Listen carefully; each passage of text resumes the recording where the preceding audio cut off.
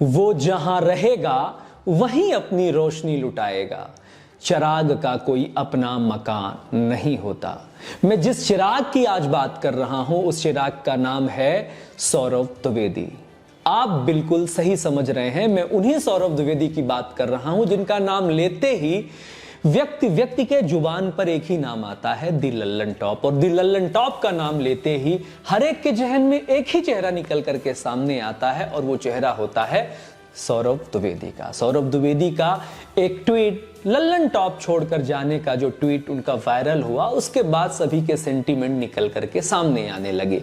क्या प्रशंसक, क्या आलोचक, क्या समालोचक, सभी भाव विभोर हो गए और उनको लगने लगा कि आखिर एक उदीयमान सूर्य का ये विराम किस ओर संकेत दे रहा है। आखिर ऐसा अचानक हुआ क्या जिसकी बदौलत ये उदीयमान सूर्य, जिसके नाम से, जिसकी पर्यायवाची बन चुका था दी लल्लन टॉप शो, मुझ जैसे हजारों ऐसे लोग हैं जिनको यही पता था कि दी लल्लन टॉप शो केवल और केवल सौरभ द्विवेदी का है। लेकिन आज सभी को पता चला कि दी लल्लन टॉप शो सौरभ द्विवेदी का नहीं बल्कि इंडिया टुडे ग्रुप का था, जिसके संपादक थे सौरभ द्विवेदी, और उसको इस प्रकार से निभा रहे थे कि जैसे कि लग रहा था कि वह शो उन्हीं का है। किरदारों में डूबना कोई सीखे तो सौरभ द्विवेदी से सीखे। सौरभ द्विवेदी बनना इतना आसान और इतना सरल नहीं था। ये यात्रा इतनी भी आसान नहीं थी। इस यात्रा को पूरा करने के लिए, इस यात्रा में शामिल होने के लिए भी किताबों में पूरी तरह से डूबना होता है। इसके लिए अकूत अध्ययन की आवश्यकता पड़ती है। इसके लिए ज्ञान के अथाह सागर में गोता लगाना होता है। इसके लिए अनुभव, और अनुभव के लिए हजारों हजार डिबेट करनी होती है। उन डिबेट में सैकड़ों बार मात खानी होती है और मात खाने के बाद अपने आप को एक बार फिर खड़ा करना होता है और उसके लिए तैयार करना होता है। केवल जीत ही जाना कमाल थोड़ी है। जीतने के लिए कई बार हारना बेहद जरूरी होता है।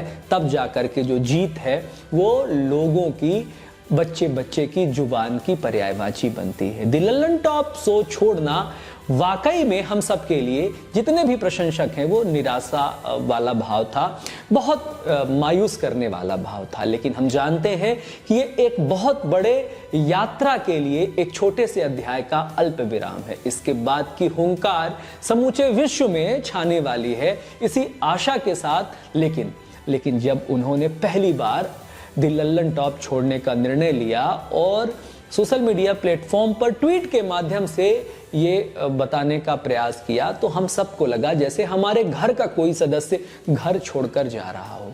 जबकि दी लल्लन टॉप ना तो हमारा शो है, ना ही हमारे घर का, और ना ही हमारे घर का कोई उसमें सदस्य इन्वॉल्व है। लेकिन जिस प्रकार से सेंटीमेंट अटैच हुआ सौरभ द्विवेदी जी को लेकर के, और सौरभ द्विवेदी जी को लेकर के हजारों हजार इस देश के बच्चों ने पत्रकारिता प्रारंभ की। वो लहजा, वो वाक्पटुता, वो वाक्य विन्यास, वो शब्दों की शिल्पकारी, वो एक एक शब्द की जो परोसे जाने की, जो प्रस्तुत करने की अदाकारी थी, जो ठहराव था, ये शोर शराबे भरे पत्रकारिता से निकालकर एक देसी स्टाइल में पत्रकारिता को प्रस्तुत करने का जो उनका अपना अलग नजरिया था, अपना एक अलग तरीका था, उस तरीके ने सबको अपना दीवाना बना दिया। सौरभ द्विवेदी के आप प्रशंसक हो सकते हैं, आप आलोचक हो सकते हैं। जब एक व्यक्ति का कद बढ़ता है तो प्रशंसक और आलोचक दोनों साथ साथ चलते हैं। आलोचक दो प्रकार के होते हैं। एक वे आलोचक होते हैं जो प्रशंसक से भी बेहतर होते हैं और अपने किरदार को, जिसकी भी वो आलोचना कर रहे होते हैं, आलोचना में इतनी गुंजाइश रखते हैं कि आलोचना करके उसको सही रास्ते पर लाया जाए।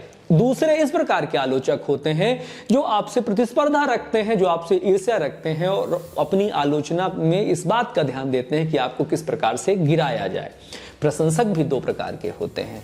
पहले प्रशंसक ये होते हैं कि उतनी ही मात्रा में प्रशंसा करते हैं जितनी मात्रा में आपका काम होता है, जिससे आपका केवल मनोबल बढ़ाया जा सके। दूसरे प्रशंसक आपके भक्त किस्म के होते हैं और वो आपके हर प्रकार के काम का बढ़ा चढ़ा करके प्रशंसा करते हैं।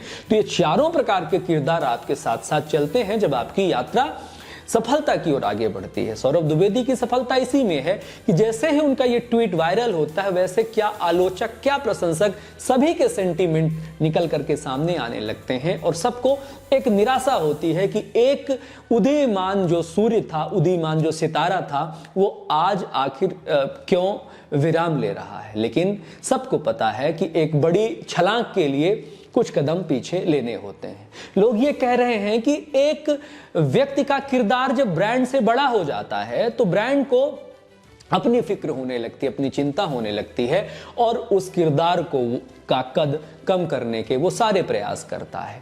सच्चाई जो कुछ भी हो, आज के दिन सौरभ द्विवेदी जी के साथ खड़े रहने का है, क्योंकि उन्होंने पत्रकारिता में वो मानक बनाए हैं, वो बीज रोपे हैं कि जिसको लेकर के आज की युवा पीढ़ी अगर आगे बढ़ी तो भी सफल हो सकती है।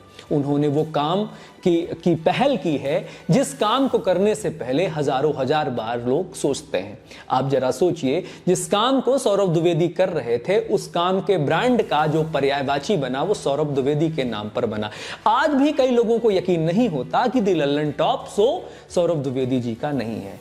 कितने सारे उनके चाहे उनका नेता नगरी हो, चाहे उनका किताब वाला हो, चाहे उनका प्रतिदिन जो खबर पढ़ने का तरीका हो, तारतम्यता हो, सलीका हो, ठहराव हो, बहाव हो, प्रवाह हो, उनके अंदर वाक्य विन्यास की जो अद्भुत क्षमता हो, शब्दों की जो अद्भुत शिल्पकारी हो और उस शिल्पकारी में सहजता हो, देसी भाव हो, देसी पने के साथ, देशज शब्दों के प्रयोग के साथ और उसी एक्सेंट के साथ जिस एक्सेंट से वो बाहर आए हैं। पत्रकारिता की दुनिया में जहां पर अंग्रेजी का बोलबाला बढ़ चढ़कर हो रहा था, जिस प्रकार से एक शब्द का बार बार प्रयोग करते हैं कि अर्बन भाषा और ये जो अर्बन भाषा होती है ना, इसका कोई लेना देना नहीं है। सिर्फ एक ही भाषा चलती है और वो भाषा होती है कि आप किसी के अंतःकरण में किस प्रकार की शैली से उतर रहे हो, शोर शराबे से उतर रहे हो कि या सहजता से उतर रहे हो। इस शोर शराबे भरे गलियारों में जिस प्रकार से सहूलियत के साथ अपनी बात करने का जो तरीका प्रस्तुत किया, वो अपने आप में अद्वितीय रहा। आगे की यात्रा के लिए बहुत बहुत शुभकामनाएं। और जो भी कयास लगाए जा रहे हैं, जो भी लोग कह रहे हैं, वो कयास जल्दी ही निकट भविष्य में पता चलेगा। एक व्यक्ति को थोड़ा सा अवकाश और स्पेस हमें देना चाहिए और खुद ही जो भी उनकी यात्रा होगी आगे की निकल करके सामने आएगी। ट्वीट आ रहा है कि बसंत पंचमी की छुट्टियों के बाद वो अपनी आगे की यात्रा की व्याख्या, अनुवाद हम सब के बीच में लाएंगे, साझा करेंगे और हम देखेंगे कि अब सौरभ द्विवेदी की यात्रा कहाँ तक जाती है। भाई सौरभ द्विवेदी, निजी तौर पर आपसे मिलना तो नहीं हुआ, लेकिन आपके चैनल के माध्यम से बार बार आपको सुनना मिला और हाल ही में भी भोपाल में हुए कार्यक्रम में आपको सामने से सुनने का अवसर मिला, जो अपने आप में अद्वितीय क्षण था।